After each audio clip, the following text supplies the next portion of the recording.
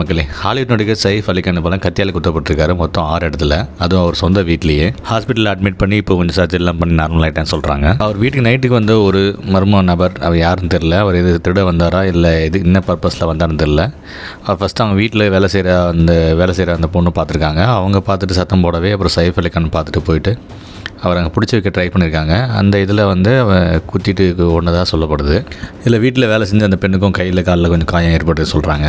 மும்பையில் பந்த்ரா மாதிரி ஒரு பகுதி, பந்த்ரான்னு நம்ம சென்னையில் போயஸ் கார்டன் மாதிரி ரொம்ப போஷான ஒரு ஏரியா. செக்யூரிட்டி தாண்டி அவங்க அப்பார்ட்மெண்ட் செக்யூரிட்டிலாம் தாண்டி எப்படி உள்ளே போனோம் அப்படின்னு ஒரு டவுட்டாக தான் இருக்கணும். இதை பற்றின விசாரணை போயிட்டுருக்கு. அது ஃபைனலாக முடியும் போது தெரிய வரும் அவனோட என்ன பர்பஸ்க்காக உள்ளே போயிருக்கான் அப்படின்ற மாதிரி. யார் என்ன பர்பஸ் உள்ளே போன நபரோட சிசிடிவி ஃபுட்டேஜ் வெளியே இருக்குது. அவரோட ஃபேஸ் சொல்லிவிட்டு அது இன்னும் கன்ஃபார்மாக தெரில. அது கன்ஃபார்மாக தெரியாமல் நம்ம இங்கே போடக்கூடாது.